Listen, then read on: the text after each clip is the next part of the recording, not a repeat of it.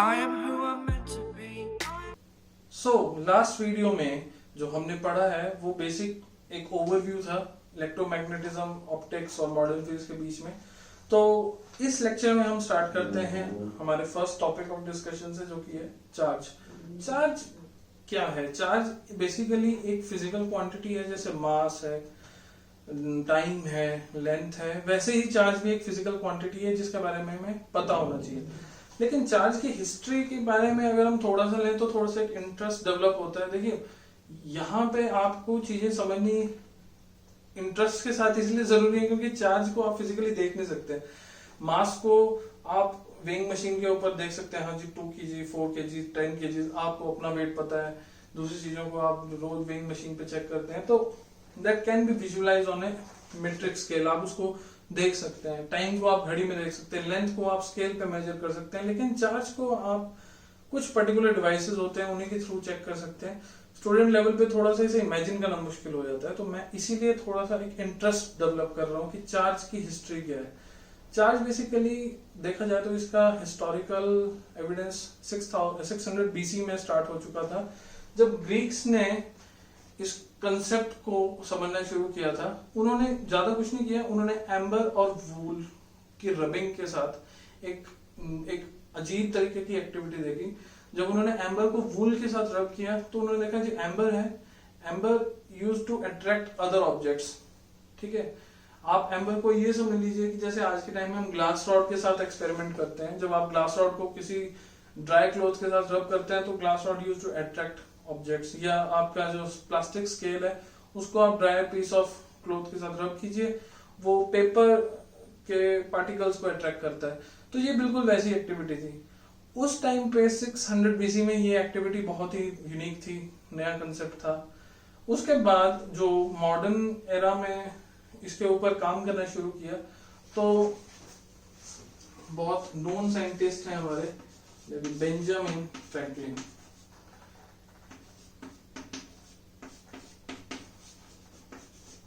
Benjamin Franklin ने 18वीं century के अंदर इसके बारे में, मेरे को एग्जैक्ट डेट की क्लैरिफिकेशन नहीं है, लेकिन मिड 70s और स्टार्टिंग 18 सेंचुरी में उन्होंने कुछ बेसिक चीजों के बारे में बताया चार्ज की। उन्होंने ये बोल दिया कि 2 तरह के चार्जेस होते हैं। नेचर ऑफ चार्ज के बारे में उन्होंने बताया।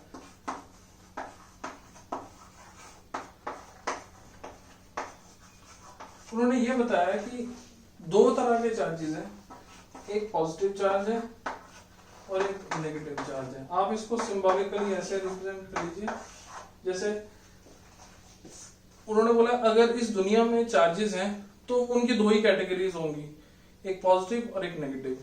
पॉजिटिव चार्ज नेगेटिव चार्ज को हमेशा अट्रैक्ट करेगा, तो ये एक दूसरे को हमेशा अट्रैक्ट करेंगे, और पॉजिटिव चार्ज अपनी तरह के दूसरे पॉजिटिव चार्ज को रिपेल करेगा, तो ये एक दूसरे से दूर भागेंगे। वैसे ही नेगेटिव चार्ज के साथ भी होगा, ये भी एक दूसरे से दूर होंगे। उन्होंने इस एक्टिविटी को एक्सपेरिमेंटली प्रूव भी किया और एक थ्योरी बना दी कि like charges use to repel each other and opposite charges use to attract each other. तो बेंजामिन फ्रैंकलिन ने बेसिक जो था फंडामेंटल वो एस्टैब्लिश कर दिया था। बेंजामिन फ्रैंकलिन के बाद जो दूसरा एक माइलस्टोन अचीव किया गया फिजिक्स की फील्ड में, वो अचीव किया गया जे थॉमसन की तरफ से, जिन्होंने 1897 में एक एक्सपेरिमेंट परफॉर्म किया। ये एक्सपेरिमेंट बेसिकली क्या था, आपने केमिस्ट्री के टॉपिक्स में पढ़ा होगा, मैं डिटेल में इस एक्सपेरिमेंट के बारे में नहीं जा रहा, एक ओवरव्यू बता रहे हैं कि इस एक्सपेरिमेंट में उन्होंने स्ट्रक्चर ऑफ मैटर को समझने के लिए एटम के अंदर क्या है और सब एटॉमिक पार्टिकल्स को डिस्कवर करने के लिए एक्सपेरिमेंट परफॉर्म किया था। तो उस एक्सपेरिमेंट से उन्होंने जो सबसे बड़ी फाइंडिंग एस्टैब्लिश की वो थी इलेक्ट्रॉन। इलेक्ट्रॉन इज ए सब एटॉमिक पार्टिकल। इलेक्ट्रॉन की उन्होंने प्रॉपर्टीज डिफाइन की, फिजिकल प्रॉपर्टीज क्या हैं, और उसको विजुलाइज करने की कोशिश की, उसके मैकेनिकल एस्पेक्ट्स उन्होंने निकाले इलेक्ट्रॉन रेज के। तो इलेक्ट्रॉन की जो खोज हुई, इलेक्ट्रॉन को जो डिस्कवर किया गया जे थॉमसन के थ्रू, उसने एक रेवोल्यूशनरी टाइम बना दिया इस 1897 के एरा को। और इसके बाद जो एक तेजी आई सब एटॉमिक पार्टिकल की रिसर्च में, उसकी वजह से हमें एटम के अंदर दूसरी चीजें पता चलती हैं, जैसे कि एटम के अंदर न्यूक्लियस है, और इस न्यूक्लियस में भी दो चीजें हमें फिर सब न्यूक्लियर पार्टिकल्स एक तरीके से आप बोल सकते हैं मिले, जो कि होते हैं प्रोटॉन एंड न्यूट्रॉन। अब ये सारी चीजें जो थी ये एकदम स्पीड अप हुई जे थॉमसन के एक्सपेरिमेंट के बाद, इसीलिए इनको 1901 में नोबेल प्राइज से भी अवॉर्डेड किया गया। इनको एक आगे कह सकते हैं कि इन्होंने एक पुश दिया स्ट्रक्चर ऑफ मैटर की स्टडी में, तो उसके लिए इनको नोबेल प्राइज का अवार्ड मिला इस ईयर में। अब थॉमसन एक्सपेरिमेंट के बाद एटम का जो स्ट्रक्चर है, कोर स्ट्रक्चर, वो फिजिसिस्ट और पूरे साइंटिफिक वर्ल्ड में समझ आ चुका था कि एक एटम के अंदर एक न्यूक्लियस है और न्यूक्लियस के चारों ओर इलेक्ट्रॉन है। कई थ्योरीज आई, कई मॉडल्स आए, जिसमें जो फंडामेंटल मॉडल्स जो एस्टैब्लिश किए गए in the world of physics, उसमें ये बोला गया कि न्यूक्लियस एक 99.99% मास सेंटर्ड जो होगा वो न्यूक्लियस पे होगा, और उसके चारों ओर जो होंगे वो इलेक्ट्रॉन्स रिवॉल्व और रोटेट कर रहे हैं अपने अपने एक्सिस पे। जैसे आप यूनिवर्स को ही समझ लिए कि सन के अराउंड जो प्लैनेट्स रिवॉल्व और रोटेट कर रहे हैं, बिल्कुल वैसे ही सन को आप थोड़ी देर के लिए न्यूक्लियस समझ लीजिए और प्लैनेट्स को इलेक्ट्रॉन, तो बिल्कुल वैसा ही कुछ एटम के अंदर भी हो रहा है।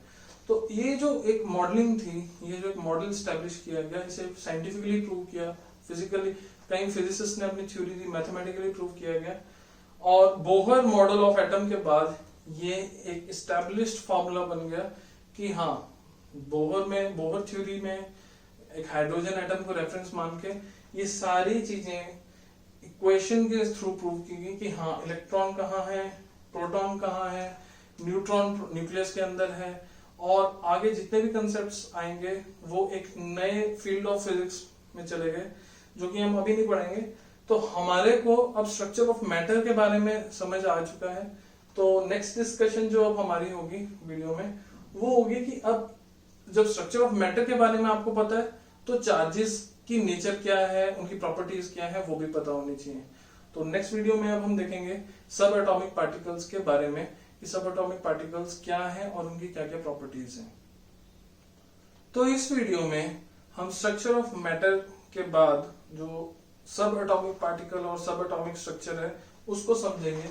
तो एक एटम के अंदर क्या एक्टिविटी हो रही है उसको थॉमसन एक्सपेरिमेंट में जो हमने समझा, और बोहर थ्योरी के बाद जब एस्टैब्लिश किया गया, तो वो मॉडल कुछ इस तरह से था कि ये जो सेंटर में प्लेस्ड कोर माना गया, this is called nucleus. Nucleus जो है वो 99.9% मास कंसंट्रेशन पे है। मतलब एक एटम के अंदर अगर 99.9% मास जो एटम का, वो कहाँ कंसंट्रेटेड है, वो यहाँ कंसंट्रेटेड है, और इसके चारों ओर इस तरह से एक पर्टिकुलर स्टेशनरी ऑर्बिट्स हैं जिनकी एक अपनी एक फिक्स्ड एनर्जी है जिसपे इलेक्ट्रॉन्स रिवॉल्व कर रहे हैं। ये इलेक्ट्रॉन्स इसके चारों ओर रिवॉल्व भी कर रहे हैं और अपनी ही पोजीशन पे रोटेट भी कर रहे हैं। तो रोटेशन विद रेवोल्यूशन बिल्कुल एक प्लैनेटरी मोशन की तरह न्यूक्लियस के चारों ओर हो रहा है। जैसे प्लैनेट्स सन के अराउंड रोटेट और रिवॉल्व हो रहे हैं, वैसे ही इलेक्ट्रॉन्स न्यूक्लियस के अराउंड रोटेट और रिवॉल्व हो रहे हैं। तो इस थ्योरी को हमने एटॉमिक जो एक्टिविटी थी या सब एटॉमिक पार्टिकल्स कैसे इंटरेक्ट कर रहे हैं अंदर, उस थ्योरी में एस्टैब्लिश करने की कोशिश की, और ये प्रूवन थ्योरी है अभी तक। अब न्यूक्लियस क्या है, इलेक्ट्रॉन क्या है, न्यूट्रॉन क्या है।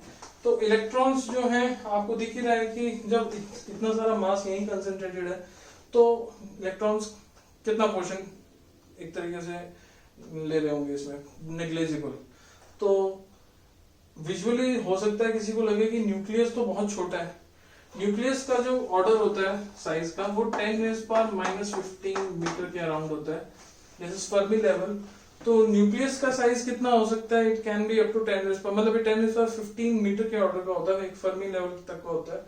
और इलेक्ट्रॉन्स मैक्सिमम कहां तक जा सकते हैं, तो जो इलेक्ट्रॉन ऑर्बिट है, जो लॉन्गेस्ट ऑर्बिट होगा, जैसे मैं डायग्राम की हेल्प से इसी को मान लेता हूँ, तो मैक्सिमम डिस्टेंस जो हो सकता है या मैक्सिमम रेडियस जो हो सकता है एटम का, वो 10⁻⁻10 मीटर के ऑर्डर का हो सकता है। दैट मीन्स जो आउटर मोस्ट स्टेशनरी ऑर्बिट होगा किसी भी एटम का, उसका distance centre of the nucleus से कितना मैक्सिमम कितना हो सकता है, 10⁻10 metre, which is angstrom level. तो अब अगर हमें इसे समझना हो, एक एग्जांपल के तौर पे मॉडलिंग करनी हो, तो आप ये समझ सकते हैं कि अगर फ्यू किलोमीटर के साइज का कोई एटम है, तो उसका जो न्यूक्लियस है वो एक टेनिस बॉल के साइज जितना है। तो एक टेनिस बॉल कितना होगा और फ्यू किलोमीटर का साइज, तो आप यही से समझ सकते हैं कि कितना एक वाइड स्पेस, कितना स्पेस खाली है एटम के अंदर। This is very much difference, 10⁻15, 10⁻10, it is almost 100 kilometre in difference in length. तो एक 100 किलोमीटर का स्पेस न्यूक्लियस और आउटर मोस्ट ऑर्बिट में मैक्सिमम हो सकता है, अगर आप ध्यान से इसे समझें, इसको विजुलाइज करने की कोशिश करें, क्योंकि ये नंबर्स ही इस चीज को बता देते हैं कि साइज में कितना डिफरेंस है।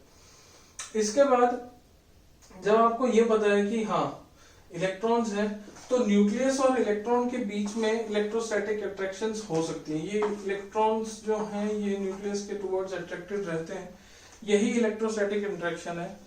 लेकिन क्वेश्चन अब ये आता है कि ये न्यूक्लियस भी तो है, और ये न्यूक्लियस के अंदर जो प्रोटॉन है ये क्यों नहीं बाहर रिपेल हो रहे, क्योंकि बेंजामिन ग्राहम ने तो बोला like always repel each other. तो यहाँ पे कुछ चीजें समझनी जरूरी है। न्यूक्लियस के अंदर न्यूक्लियर फोर्सेस ऑपरेट करती हैं, this is called nuclear forces. अब तक की फिजिक्स जो आज तक हम समझ चुके हैं मॉडर्न एरा में, उसमें न्यूक्लियर फोर्सेस जो सबसे स्ट्रॉन्ग फोर्सेस हैं, 10⁻15 मीटर तक डिस्टेंस रेंज तक न्यूक्लियर फोर्सेस ऑपरेट करती हैं। और जो न्यूक्लियर फोर्सेस होती हैं वो इतनी स्ट्रांग होती हैं कि वो इस इलेक्ट्रोस्टैटिक रिपल्शन को ओवरकम कर सकती है। ये चार्जेस पे डिपेंड नहीं करेंगी कि क्या चार्ज है, तो उसकी वजह से एक प्रोटॉन को भी अट्रैक्ट करेगा न्यूक्लियर फोर्सेस के अकॉर्डिंग, एक न्यूट्रॉन को भी अट्रैक्ट करेगा, और एक प्रोटॉन एक न्यूट्रॉन को भी अट्रैक्ट करेगा। ये न्यूक्लियर फोर्सेस का कंसेप्ट है। तो according to nuclear forces, proton is always attracted towards a proton, neutron is always attracted towards a neutron proton की तरफ भी अट्रैक्टेड रहता है। तो उसकी वजह से ये एक इंटीग्रेटेड यूनिट है, ये बहुत स्ट्रॉन्ग फोर्सेस हैं। इलेक्ट्रोस्टैटिक फोर्सेस को वो नेग्लेजिबल मान चुके हैं, क्योंकि ये हाईली स्टेबल सिस्टम बना चुकी है। यहाँ पे इन फोर्सेस को आप इलेक्ट्रोस्टैटिक फोर्सेस से ओवरकम कर ही नहीं सकते। तो उसकी वजह से न्यूक्लियस जो है वो एक कॉम्पैक्ट स्ट्रॉन्ग यूनिट बन चुका है। उसके बाद जब आप इस रेंज से बाहर चले जाते हैं, तब इलेक्ट्रोस्टैटिक फोर्सेस एक्ट करती हैं। तो न्यूक्लियर फोर्सेस के बाद जो सेकंड स्ट्रॉन्गेस्ट फोर्स है, दैट इज इलेक्ट्रोस्टैटिक फोर्सेस। फिर वहां पे हमें इलेक्ट्रोस्टैटिक फोर्सेस मिलती हैं और उनका इंटरेक्शन समझना पड़ता है। तो वंस आप न्यूक्लियस से बाहर आ गए या न्यूक्लियस के बाहर ऑब्जर्व कर रहे हैं, तो न्यूक्लियर फोर्सेस ऑपरेट नहीं करेंगी किसी भी एटम में। तो एक न्यूक्लियस और इलेक्ट्रॉन के बीच में जो इंटरेक्शन रहेगा वो इलेक्ट्रोस्टैटिक है, और न्यूक्लियस के अंदर जो फोर्सेस इंटरेक्ट करेंगी सब न्यूक्लियर पार्टिकल्स में, वो न्यूक्लियर फोर्सेस होंगी। तो ये जो कॉन्सेप्ट है ये वेल प्रूवन कॉन्सेप्ट है, इसमें कोई ऐसा सेकंड थॉट नहीं है। अब इसके बाद हमारे को बेसिक चीजें पता होनी चाहिए कि जब आपको एक इनर चीज पता चल चुकी है एटम के अंदर, तो इनके चार्ज ऑफ इलेक्ट्रॉन क्या है, mass of electron, mass of neutron, इनके मासेस के बारे में भी पता होनी चाहिए। तो अब उस कंसेप्ट के ऊपर चलते हैं। सब एटॉमिक पार्टिकल के डिस्कशन में अब हम देखते हैं कि मास क्या है इन सब का। तो मास ऑफ प्रोटॉन कितना है, which is named by MP, it is 1.672 into 10⁻⁻27 kg। वैसे ही मास ऑफ न्यूट्रॉन अगर हम देखें denoted by this symbol is 1.674 into 10 raised power minus 27 kgs. Last is mass of electron, which is Me, is 9.109 into 10 raised power minus 31 kgs. इसको generally आप कई लोग 9.11 भी लेते हैं या 9.1 भी लेते हैं, तो एक्यूरेट 3 डेसिमल प्लेसेस तक हमने लिया है। तो आप देख सकते हैं कि इनके मास का ऑर्डर क्या है। न्यूट्रॉन इज हेवियर, ये ऑलमोस्ट इक्वल हैं, लेकिन थर्ड प्लेस ऑफ डेसिमल में एक डिफरेंस दिख रहा है कि this is greater than this, तो इसलिए मैंने यहाँ तक लिया। Mass of neutron is greater then mass of proton and mass of proton is greater then mass of electron, तो इनके बीच में ये कंसेप्ट रहेगा। ये बहुत इंपॉर्टेंट कंसेप्ट है, आगे मैग्नेटिज्म में भी कई क्वेश्चन इन पे सेट किए जाते हैं, इलेक्ट्रोस्टैटिक्स में भी यूज किए जाते हैं। तो आपको पता होना चाहिए कि न्यूक्लियस के अंदर जो न्यूट्रॉन है, these are heaviest particle in atom. उसके बाद प्रोटॉन आते हैं, देन इलेक्ट्रॉन आते हैं। दूसरी तरफ से आप अब ये कह सकते हैं कि अब हमें पता है कि न्यूट्रॉन, प्रोटॉन और इलेक्ट्रॉन के बीच में जो डिफरेंसेस हैं उनके फिजिकल एस्पेक्ट को देख के वो क्या है मासेस के हिसाब से। अब न्यूक्लियस के अंदर जनरली न्यूट्रॉन कुछ बुक्स में यूज किया जाता है और प्रोटॉन को न्यूट्रॉन एंड प्रोटॉन, क्योंकि ये न्यूक्लियस के अंदर है तो इन्हें सब न्यूक्लियर पार्टिकल भी बोला जाता है। These are सब न्यूक्लियर पार्टिकल्स। ठीक है, और इन्हें क्वार्क्स भी बोला जाता है। ठीक है, क्वार्क्स, तो क्वार्क्स भी बोलते हैं इन दोनों के ग्रुप को, और सब एटॉमिक, सब न्यूक्लियर पार्टिकल भी बोलते हैं। तो कई जगह अगर आप पढ़ रहे हो और इस तरह से लिखा जाए कि क्वार्क्स या सब न्यूक्लियर पार्टिकल्स क्या होते हैं, तो आपको पता होना चाहिए कि वो प्रोटॉन और न्यूट्रॉन की बात कर रहे हैं, इसके अलावा कोई डिफरेंस नहीं है। हाँ, अब चार्जेस को लेके क्या है, चार्ज क्या होता है, वो अब हम सेकंड चीज उसके ऊपर आएंगे। तो चार्जेस के ऊपर बात करते हैं कि चार्ज क्या, चार्ज के बाद चार्जेस के अंदर अब देखा जाए तो न्यूट्रॉन का कितना चार्ज है, इलेक्ट्रॉन का कितना चार्ज है, प्रोटॉन का कितना चार्ज है, वो भी हमें पता होना चाहिए। तो अब उसी के ऊपर डिस्कशन करते हैं। Most fundamental unit of charge is basically the magnitude of charge. अब मैग्नीट्यूड कितना होगा चार्ज का वो हमें पता होना चाहिए। तो मैग्नीट्यूड ऑफ इलेक्ट्रॉन और magnitude of charge on A proton कितना है वो हमें निकालना है। एक्सपेरिमेंटली ये चीजें निकाली गई हैं। एक इलेक्ट्रॉन के ऊपर जितना चार्ज होता है, I am not going on the sign, electron पे नेगेटिव चार्ज होता है, हमें पता है। तो मैं मैग्नीट्यूड की बात कर रहा हूँ, 1.602 into 10 raised power minus 19 coulombs. This is the charge on one electron. तो अगर आप ये पूछें कि एक प्रोटॉन पे कितना होता है, तो प्रोटॉन पे भी इतना ही चार्ज होगा। इसको कई जगह हम 1.6 ही लेते हैं न्यूमेरिकली, इसको थोड़ा सा इजी करने के लिए कैलकुलेशंस को। 3 डेसिमल प्लेस तक मैंने यूज किया, तो ये है।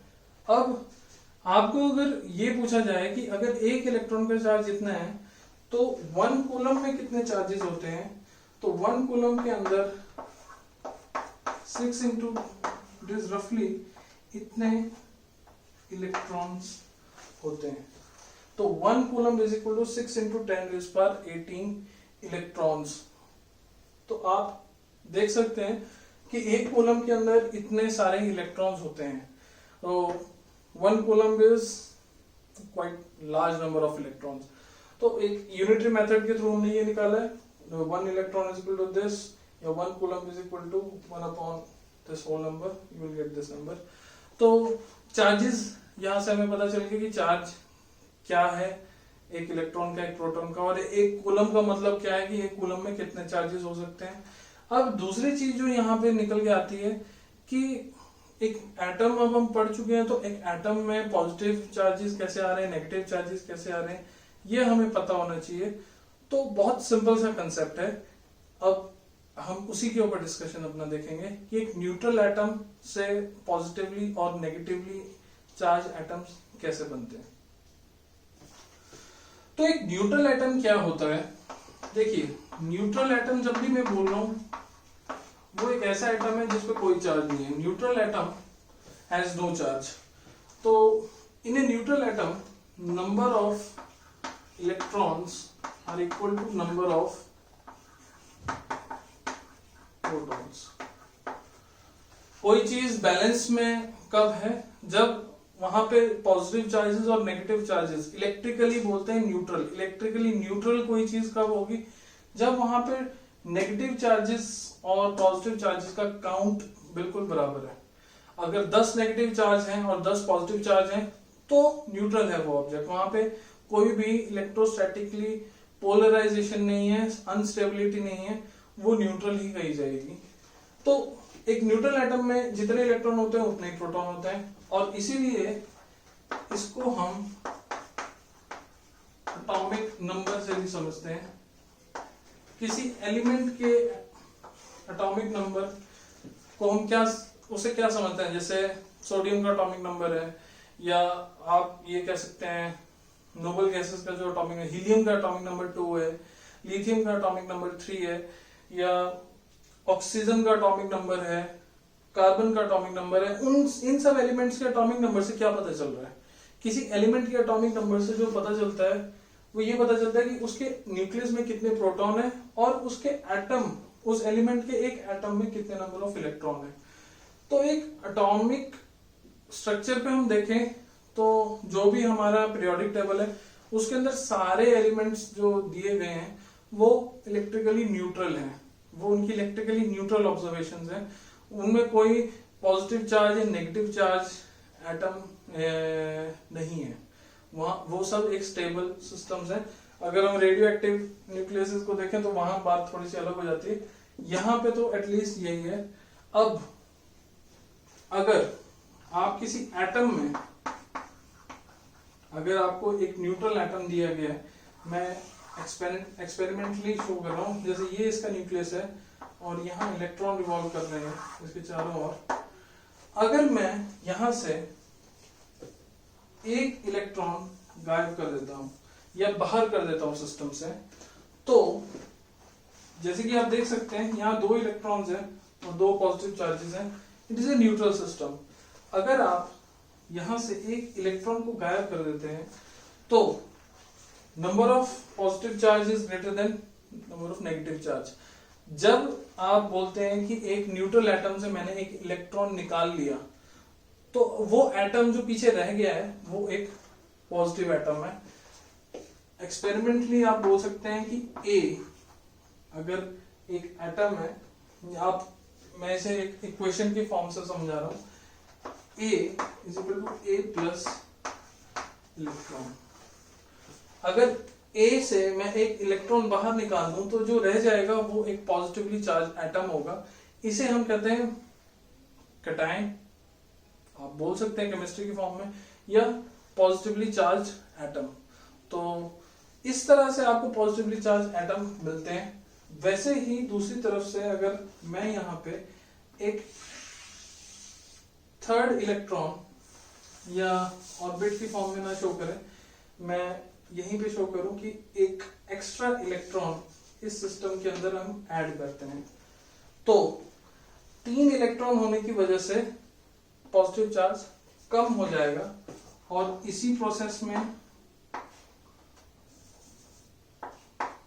अगर एक इलेक्ट्रॉन ऐड कर दें तो ये नेगेटिवली चार्ज एटम बन जाएगा। तो नेगेटिवली चार्ज एटम कैसे बनता है, एक एक्स्ट्रा इलेक्ट्रॉन आने से इलेक्ट्रिक स्टेबिलिटी बिगड़ जाती है एक एटम की, न्यूट्रल एटम की। वहां पे नंबर ऑफ इलेक्ट्रॉन्स ज्यादा हो जाते हैं, प्रोटॉन्स कम होते हैं, तो उस वजह से वहां पे नेगेटिव चार्ज ज्यादा हो जाता है। देखिए बहुत सिंपल सा है, ये सारा खेल इलेक्ट्रॉन से ही मिलता जुलता है। अगर आप इलेक्ट्रॉन को ऑब्जर्व कर रहे हैं तो जब एटम, न्यूट्रल एटम से इलेक्ट्रॉन बाहर जाता है तो एटम पॉजिटिवली चार्ज बन जाता है, क्योंकि नेगेटिव चार्ज आपने कम किया है। जब आप वहां पे एक न्यूट्रल एटम में एक एक्स्ट्रा इलेक्ट्रॉन या एक से ज्यादा इलेक्ट्रॉन लेके आते हैं तो वहां पे नेगेटिव इलेक्ट्रॉन्स बढ़ने की वजह से नेगेटिव चार्ज बढ़ता है, जिसे हम एनायन भी कहते हैं या नेगेटिवली चार्ज एटम भी कर सकते हैं। तो इस तरह से आप पोलैरिटीज चेंज करते हैं एटॉमिक स्ट्रक्चर लेवल पे, और आगे चल के यही चीजें केमिस्ट्री में केमिकल रिएक्शंस और कई चीजों को समझने में आसानी भी देती है, न्यूक्लियर फिजिक्स में भी यूज होती है। This is very much use concept. आगे चल के आप इन चीजों के बारे में भी पढ़ेंगे। तो ये एक सिर्फ मेथड है दिखाने का कि कैसे आपने पॉजिटिवली चार्ज एटम बनाया और कैसे आपने एक नेगेटिवली चार्ज एटम बनाया। Just with this help of this experiment आप इसको देख सकते हैं। इस एक्सपेरिमेंटेशन में ये ऑब्जर्वेशंस निकाली गई, ये प्रूवन मेथड है, इन पर कोई सेकंड थॉट लेने की जरूरत नहीं है। तो स्ट्रक्चर ऑफ एटम में कैसे अब चीजें समझ में आ रही हैं, चार्ज क्या है, मास क्या है, क्या इलेक्ट्रॉन का एक इलेक्ट्रॉन का कितना चार्ज होता है, प्रोटॉन का कितना चार्ज होता है, यही बेसिक कंसेप्ट्स को अब हम आगे लेके जाएंगे और अपने चार्ज के बेसिक कंसेप्ट्स को अब हम समझेंगे, जो कि नेक्स्ट वीडियो में हम डिस्कस करेंगे, which is quantization of charge और कंजर्वेशन ऑफ चार्ज। कुछ एग्जांपल्स भी आएंगे अगले वीडियोस में। आज के लिए इतना ही काफी है। तो फिजिक्स पंडित पे आप बने रहिए और जितना हो सकता है लाइक कीजिए। फेसबुक पेज भी है हमारा, तो वहां पे जाके भी आप इन वीडियोस को शेयर कर सकते हैं अपने ग्रुप में। और जितना हो सके 12th के इस मटेरियल को आप नोट्स की हेल्प से नोट्स बनाइए, एनसीईआरटी की बुक फॉलो कीजिए, क्वेश्चन बैंक्स को फॉलो कीजिए। कमिंग मंथ्स के अंदर हमारा भी अपना एक प्लेटफॉर्म आ रहा है, जिसके अंदर आपको बहुत इजीली स्प्रेडशीट्स और क्वेश्चन बैंक्स दिए जाएंगे। आप जेई एडवांस और जेई मेंस, नीट, एम्स की तैयारी बड़े इजीली फिजिक्स सेक्शन की कर सकते हैं हमारे प्लेटफॉर्म से। तो बने रहिए फिजिक्स पंडित पे।